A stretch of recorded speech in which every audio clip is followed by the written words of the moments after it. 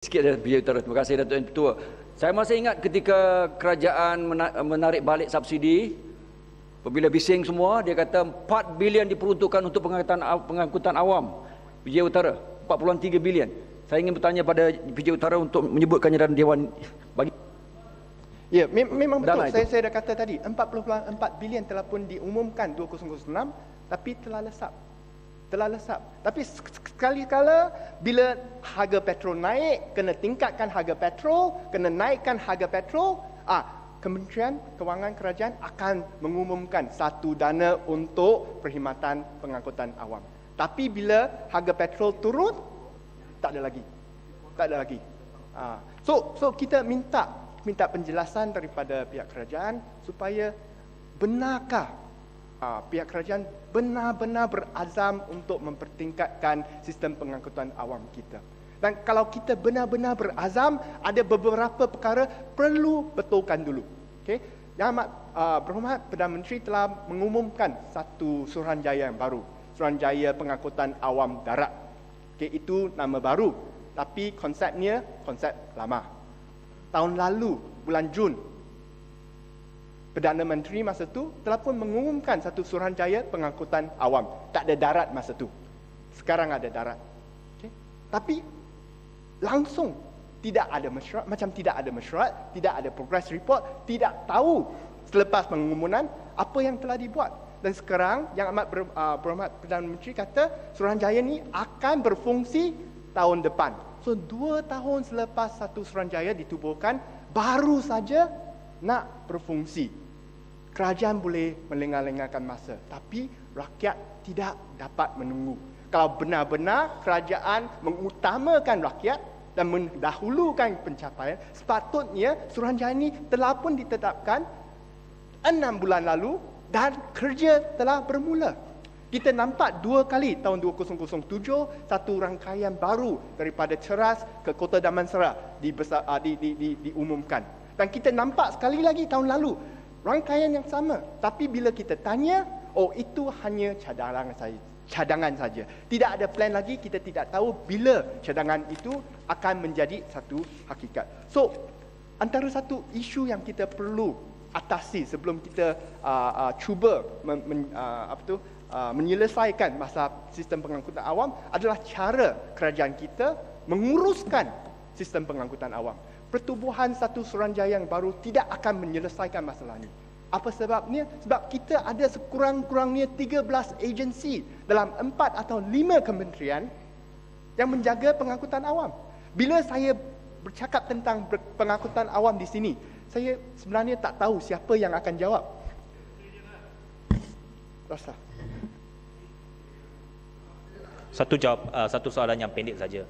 Saya nak tahu apakah pandangan Yang Berhormat, mengapa dalam Suruhanjaya Pengangkutan Awam ini, setahu saya Menteri Pengangkutan tidak terlibat dalam Suruhanjaya ini dan bukan dipengerusikan oleh Menteri Pengangkutan. Apa sebabnya agaknya? Saya pun akan datang kepada poin tersebut. Bila saya minta siapa yang menjawab, bila saya ada soalan lisan terhadap berapa pengguna sistem pengangkutan awam di Malaysia, jawapan kalau datang daripada Menteri Pengangkutan, dia beri saja pengguna rail, pengguna KTM. Kalau datang daripada Kementerian Kewangan, pengguna bas.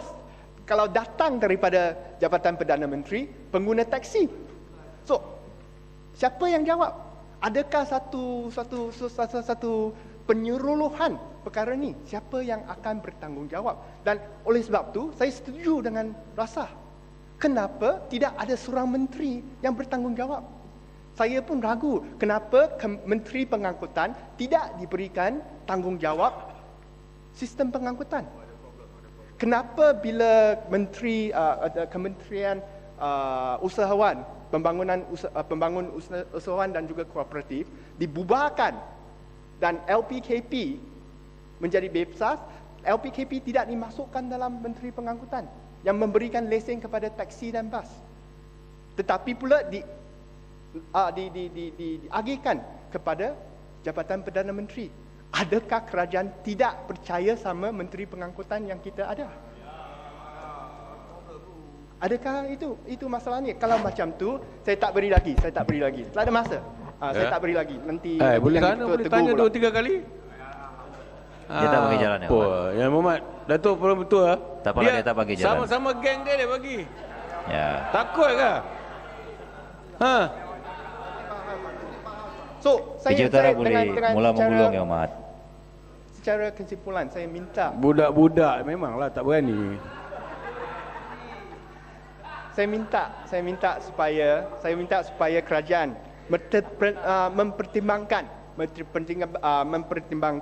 cadangan yang daripada kita supaya tugas penyelesaian dan tugas pelaksanaan sistem pengangkutan awam juga seperti wang cukai diperagihkan kepada pihak negeri.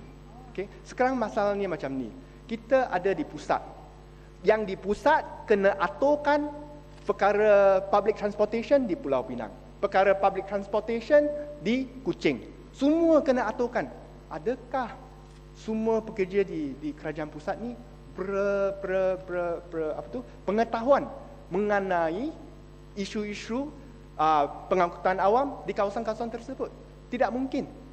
Walau bagaimanapun, berapa pandai pun tak mungkin tahu semua tempat. Oleh sebab tu, kuasa ni perlu diagihkan kepada pihak berkuasa tempatan.